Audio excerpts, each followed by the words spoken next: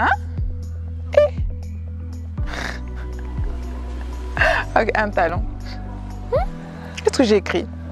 Pensez ou ressentez et qui peut être utilisé d'une manière bénéfique. Oh, ok.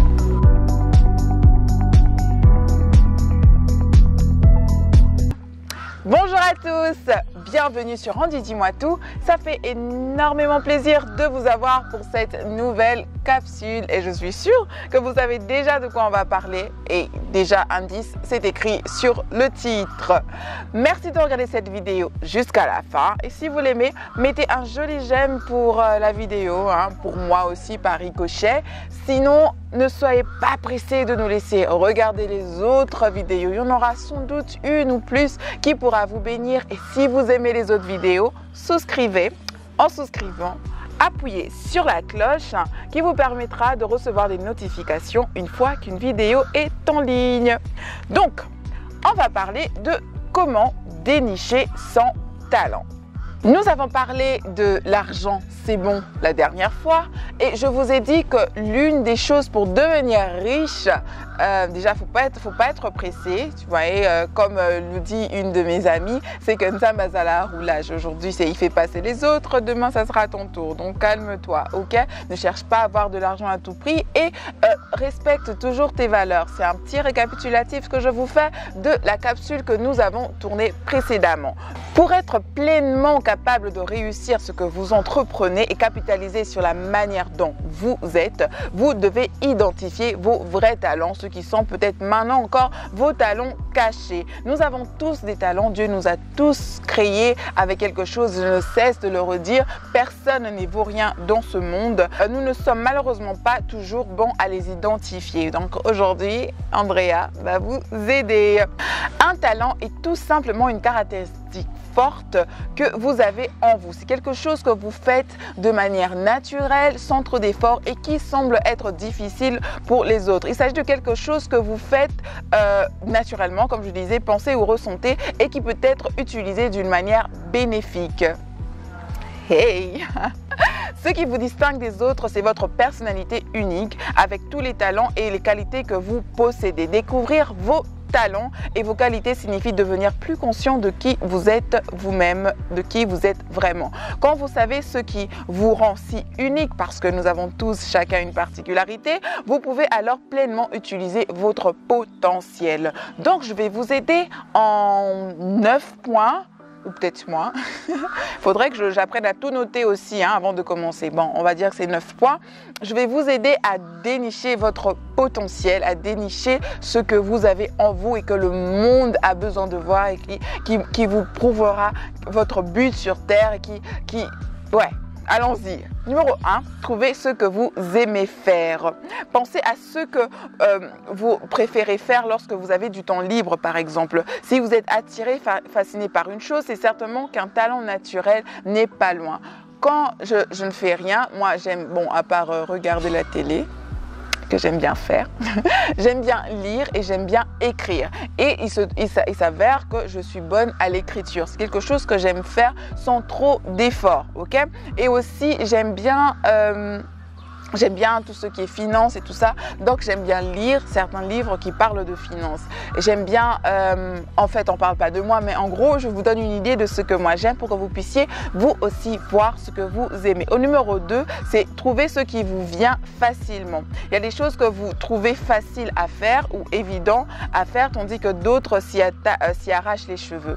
Par exemple, pour parler devant une caméra, pour moi, je trouve que c'est un truc banal et puis ça m'est venu assez naturellement. C'est pas comme si j'ai pris des cours ou c'est vrai qu'il faut que je puisse perfectionner et que Andy Dis-moi tout, je l'ai juste fait sur un coup de tête parce que j'aime bien parler.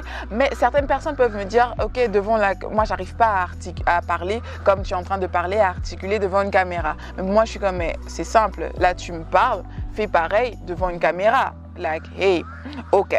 Aussi, numéro 3, suivez vos obsessions. Qu'est-ce que vous aimez? Donc, qu'est-ce qui vous obsède en fait? De quoi votre entourage est-il fatigué de vous entendre parler? Vous parlez tout le temps de ça, vous parlez tout le temps de ça et puis à un moment, c'est fatigant. Moi, par exemple, j'ai une obsession sur sur la parole de Dieu. Tu vois, là, chaque fois je fais que parler, chaque fois que je parle, il faut toujours que je puisse glisser un verset biblique ou que je puisse donner des leçons de morale. Je sais que c'est mauvais, si bien que toutes mes copines m'appellent maintenant maman pasteur. Quels sont les sujets ou les choses que vous avez du mal à ne pas dire ou à ne pas faire? Certaines personnes, ça peut être le maquillage par exemple. Vous parlez du maquillage, des derniers trucs qui est sorti. Tellement je sais même pas je suis pas trop maquillage, je sais même pas entrer dans les détails avec vous. Donc, utilisez les choses qui vous obsèdent afin de découvrir vos qualités et trouver ces talents cachés. Au numéro 4, j'ai pour vous découvrir à quoi vous dépensez votre argent. Je dépense mon argent le plus dans quoi, moi? Ah, dans Kulisha. Ouais, je dépense beaucoup de mon argent dans Kulisha. En fait, peut-être que j'ai beaucoup de talent, hein, moi aussi. Mais dans les livres aussi, il se pourrait. À un moment où je dépensais beaucoup dans les livres, et puis c'était dans la décoration. Donc, j'aime beaucoup la décoration intérieure. J'aurais peut-être pu perfectionner ça, mais je suis allée dans autre chose. Et on ne peut pas tout faire. Quoique, je ne suis pas encore vieille. On peut voir un peu comment on va aller.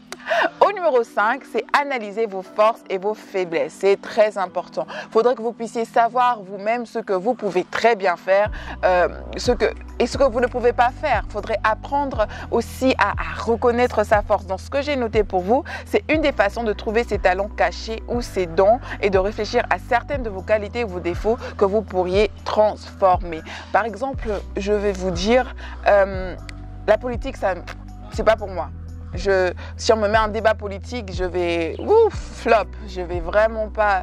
Donc c'est pour ça que je pense pas que j'irai dans la politique. On me dit toujours, mais Andrea, tu peux te perfectionner. Non, je vous laisse ça à vous. Vous êtes intelligent pour ça, pas pour moi. Par exemple, mon frère, lui, il va te lire des livres politiques, il va t'en finir un gros bouquin comme ça en 2 jours. Moi, ça peut me prendre 1 mois, ça me prend peut-être toute une vie, ou je le finis jamais en fait. Je commence toujours et puis je le finis jamais. Ok, au numéro 6, questionnez vos amis et votre famille.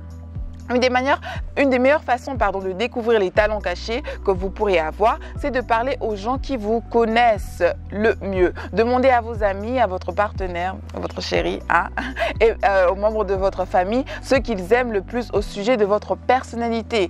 Par exemple, moi, il paraît que je suis assez chaleureuse, que les gens ont facile à m'approcher, à me parler et que vraiment, je dis ça en toute humilité, parce qu'après, ce sera comme si oui, mais elle se prend pour qui est en toute humilité. Et donc, je donne facilement des conseils et j'ai une certaine sagesse pour lesquelles j'ai prié. Donc, je pense que je pourrais peut-être dans l'avenir faire conseillère matrimoniale. Pourquoi pas?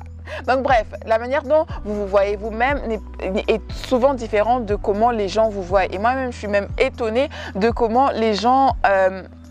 ce que les gens disent de moi et puis je me dis mais en fait c'est vrai que je suis bonne à ça, j'ai jamais vu ça comme ça. Il y a plein de choses que j'ai fait parce que les gens justement ont vu quelque chose. Quand Instagram était encore nouveau, il y a genre 7-8 ans ou 10, ouais 7-8 ans, je suis entrée dans Instagram, ça fait 8 ans. Je faisais beaucoup de posts, des petits posts j'écrivais beaucoup sur Instagram. Et les gens rigolaient ou les gens disaient ton message est touchant, tu écris bien, tu sais transmettre une émotion, tu dis cela. Peut-être que c'est vrai, je devrais peut-être appuyer dessus. Même quand j'étais adolescente, j'aimais beaucoup écrire, je faisais lire mes premiers poèmes à mes amis qui aimaient bien. Donc du coup, même quand il y avait une dissertation à faire, souvent on me donnait, j'aurais vraiment dû faire payer les gens. Ça m'aurait pu me rendre riche en ce moment. Au numéro 7, c'est fait un test de personnalité. Vous pouvez faire ce test-là partout sur Internet et ça peut vous dire quels sont vos points forts et vos points faibles. Il y a 7 traits de personnalité dans le pouvoir, par exemple, ou... bon, il y a plein de ces peut-être qu'on va en parler plus tard. Aussi, numéro 8, vous pouvez peut-être lire des livres qui parlent des talents, de comment dénicher vos talents. Si Andrea ne vous a pas beaucoup aidé, vous pourrez alors en savoir plus dedans. Au numéro 9, nous avons analysé vos succès. Ce que j'ai noté pour vous, c'est surveiller vos succès à la fois petits et grand pour identifier les choses pour lesquelles vous pourriez avoir un talent naturel. Qu'est-ce que vous faites facilement et qui est toujours une réussite? Je vous en prie de bien vouloir capitaliser dessus et on va se retrouver au sommet parce que la clé de la richesse se trouve dans vos talents, se trouve en ce que Dieu a naturellement déposé sur vous. Souvenez-vous de Matthieu 25 et la parabole des talents. Donc, en conclusion, le talent ne signifie pas être célèbre. Franchement, c'est pas parce que vous êtes célèbre que vous avez... En fait, la célébrité n'est pas un talent, de 1. Et la beauté n'est pas un talent, de 2. C'est vrai que vous pouvez... Il y a certaines personnes qui ont misé dessus. En même temps, c'est vrai, les mannequins, elles sont belles et elles sont devenues riches en étant belles. Mais en soi, poser aussi demande un talent. Hein. Vous pouvez être simplement belle, mais pas faire un bon mannequin. Bon, bref, je vais revenir sur mon idée parce que là, je suis en train de m'éparpiller. Donc, être célèbre, c'est pas un talent du tout. Et être jolie, c'est pas un talent. Cela ne suffit pas. Cela signifie que dévouement, pensée créative et attention aux détails, c'est ce qui fait de vous quelqu'un de talentueux. Cela signifie que vous avez une curiosité insatiable pour développer certaines capacités qui vous sont innées. Vous avez juste à trouver quels sont vos talents. C'en est tout pour cette capsule. J'espère que je n'ai pas parlé trop vite et que vous avez pu la suivre jusqu'à la fin. N'oubliez pas ce que vous avez à faire. J'aime, souscris, cloche. That's it. Merci beaucoup à Johan Pro d'avoir tourné ceci pour moi. Et à vous autres, je vous fais des gros bisous et je vous dis à très bientôt.